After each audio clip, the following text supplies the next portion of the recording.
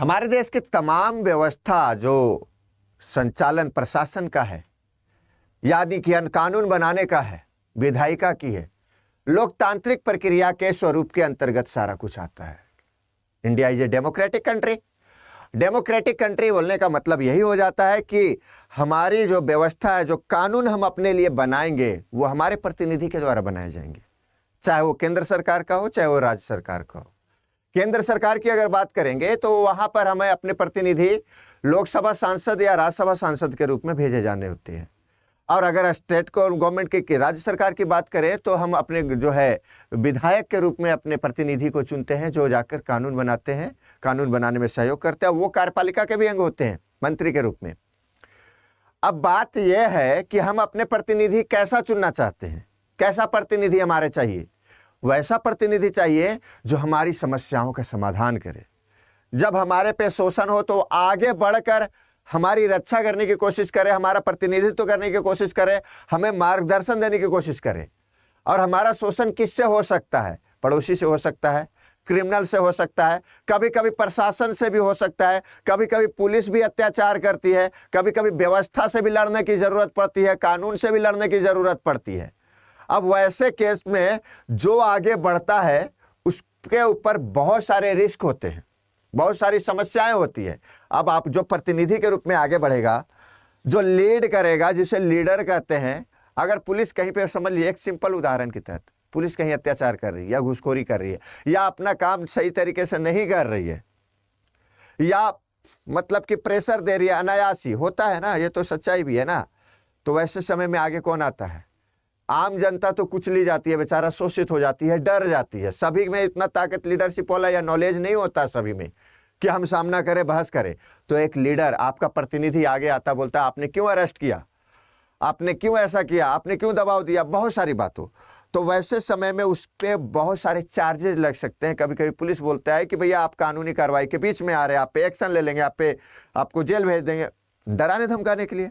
मैंने एक डिपार्टमेंट की बात किया, ये हर एक डिपार्टमेंट में भी होता है, कई डिपार्टमेंट में होता है। रेलवे में भी कभी टीसी हो गया, चाहे आरपीएफ हो गया, ट्रेन में देखिएगा जो है उस तरह की समस्याएं करते हैं। तो प्रतिनिधि जो रहेंगे वो आगे बढ़ेंगे, आगे बढ़ेंगे मतलब रिस्क लेंगे। अब रिस्क लेंगे और बहुत सारे जनता के लिए काम करना पड़ता है। तो जनता के लिए काम करना जब पड़ता है तो समस्याओं का सामना पहले उन्हें करना पड़ता है। इसी वजह से तो हम उसे प्रतिनिधि कहते हैं। तो क्या हमारे संविधान में उनके लिए कुछ विशेष अधिकार दिया गया है? जिस प्रतिनिधि को हम चुनकर भेजे हैं लोकसभा में, विधानसभा में, राज्यसभा में, विधान परिषद में, तो बिल्कुल व्यवस्था में दी गई है। तो आइए हम आज पढ़ते हैं कि हमारे सांसदों को क्या क्या विशेषाधिकार दिया गया है। तो विशेषाधिकार के हिसाब से पहली बात तो करेंगे कि अगर एक सदन का सदस्य है, यानी हमारा सांसद है, कि सदन की कार्रवाई के 40 दिन पहले एवं 40 दिन बाद सदस्य के दीवानी मामले में गिरफ्तारी नहीं किया जा सकता है।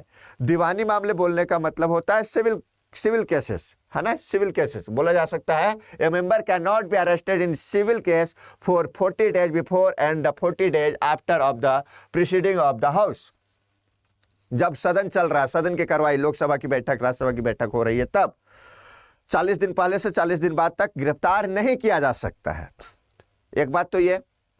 अब अच्छा, एक बात और भी ध्यान रखिएगा, दीवानी मामले की बात कर रहे हैं। दीवानी मामले का मतलब सामान्य मामला है ना, इस तरह की। और एक होता है क्रिमिनल केसेस, फौजदारी मामला, मर्डर कर दिया, रेप कर दिया, तो उस मामले में ये एप्लीकेबल नहीं होगा। ये दीवानी जमीन जायदाद का मामला है, कानून तोड़ने का मामला है, चाहे कुछ लीडरशिप कर दिया है, उस मामले में। अच्छा, इसके पीछे भी उद्देश्य होगा।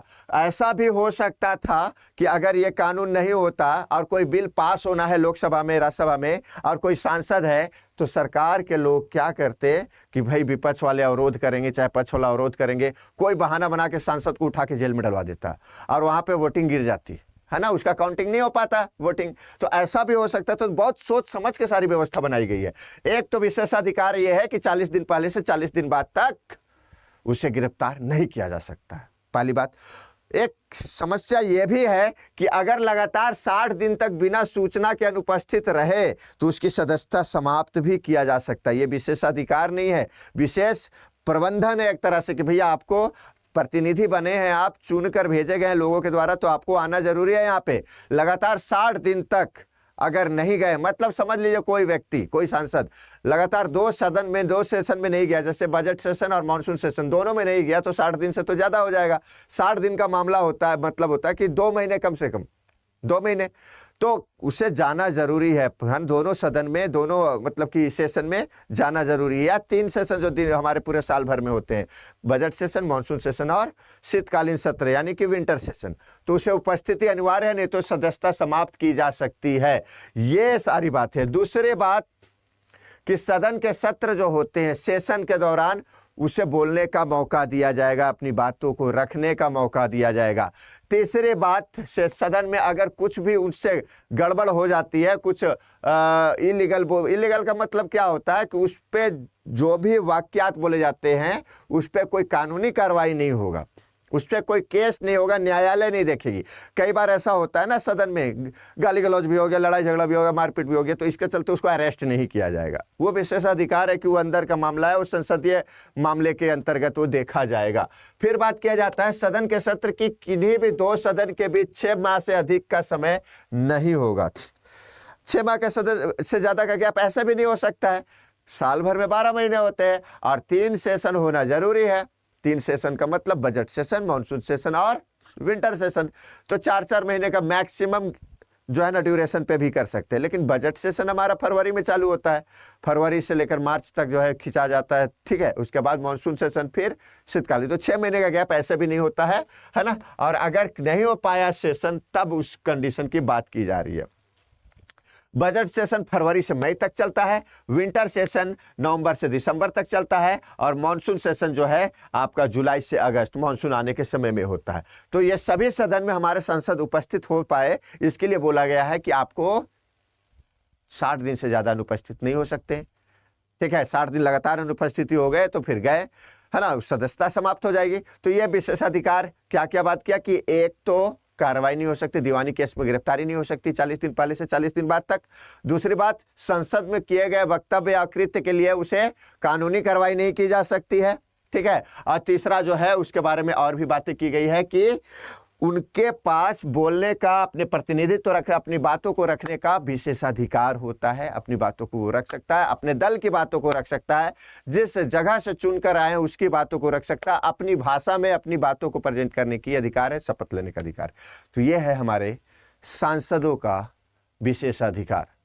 तो ये आपके लिए था कि हम अपने प्रतिनिधि को भेजते हैं तो उसे एक विशेष अधिकार संसद देती है, ताकि हमारी बातों को पूरे दमखम से वहाँ पर रख सके और उसकी सिक्योरिटी की भी व्यवस्था की जा सके, ताकि हमारे प्रतिनिधि को दबाया ना जा सके, उसकी आवाज़ को ना दबाया, क्योंकि उनका आवाज़ दबाने का मतलब है एक बहुत बड़े जन समुदाय के आवाज़ को दबाना हो जाता है। तो ये थी सांसद की विशेष व्यवस्था यानी कि विशेषाधिकार। धन्यवाद।